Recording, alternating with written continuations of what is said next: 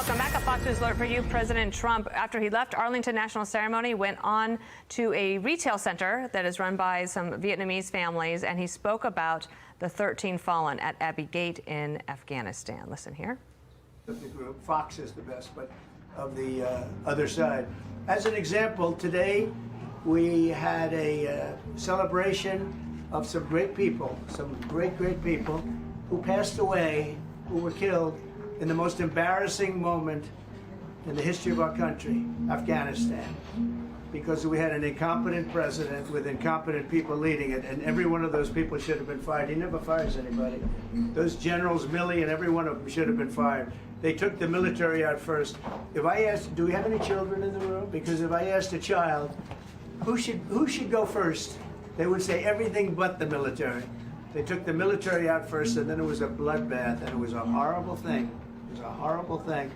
And I just went to Arlington Cemetery, and you saw we had a ceremony with the parents, the sisters in one case, brothers in another case. And these are people that should have never been killed.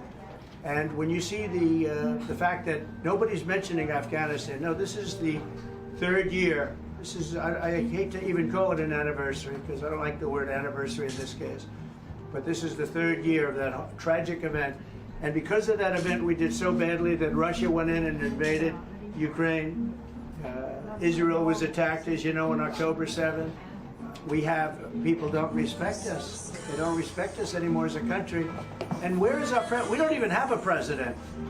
We have a fascist person running who's incompetent, and we have a president who's not even around. He went to California for a vacation because they threw him essentially out of the party. And then he came back home and I said, oh, is he going to go to the White House? No, he went to Delaware to take another vacation. And you got Russia over there with like nuclear threats. We got to have a president. We got to have a real president that's respected. So as to your question, I think it's disgraceful, and I think ABC is a disgrace. I think having Donna Brazile sitting on that panel, and she's the one that gave the answers and the questions to Hillary Clinton before a debate. I think ABC should be shut out. I'd much rather do it on NBC. I'd much rather do it on CBS, frankly. I think CBS is very unfair, but the best of the group. And certainly I'd do it on Fox. I'd even do it on CNN. I thought CNN treated us very fairly the last time. I think Jake Tapper was very fair, and Dana Bash was very fair. But when I watched this interview of Tom Cotton, fortunately he's a total pro, he knows what he's doing. And then when I watched the roundtable after that, I said the hostility is crazy. So we're thinking about it, we're thinking about it. They also want to change the rules. You know, the deal was we keep the same rules. Now all of a sudden they want to make a change in the rules because she can't answer questions. Why doesn't she do a couple of question answer? Why doesn't she do something like I'm doing right now? She can't talk. We can't have another dummy as a president, okay? We cannot have a dummy. And the people from Vietnam agree with that. President Trump, would you want the microphones muted in the debate whenever you're not speaking? We agreed to the same rules. I don't know. It doesn't matter to me. I'd rather have it probably on. But the agreement was that it would be the same as it was last time. In that case, it was muted. I didn't like it the last time, but it worked out fine. I mean, ask Biden how it worked out. It was fine. And I think it should be the same. We agreed to the same rules. Same rules and same specifications.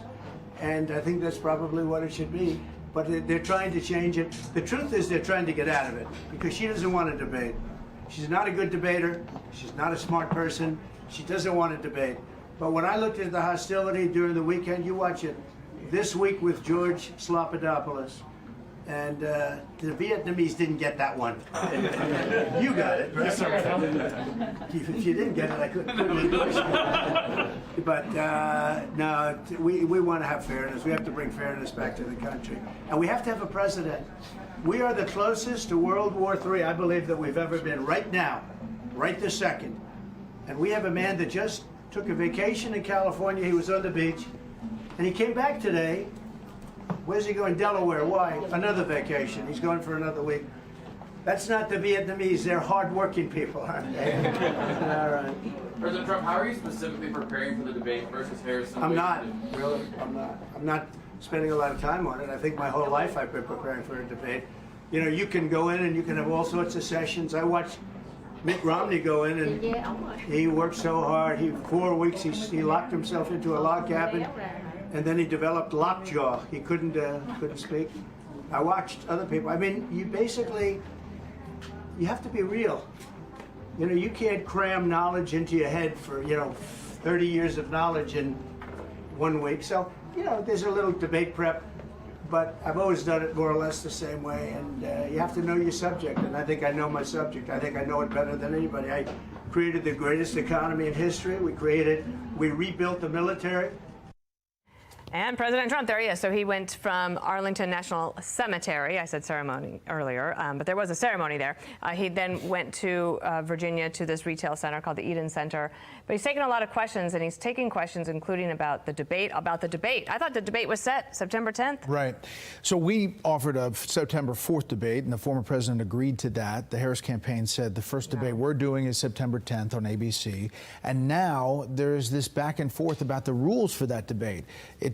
It was locked in with the Biden campaign, right, with no audience, mics muted, same as the CNN debate the first time. Now the Harris campaign is changing that, and now the Trump campaign has a problem with that, and the former president also had a problem with the weekend show on ABC. So he's talking about all of that.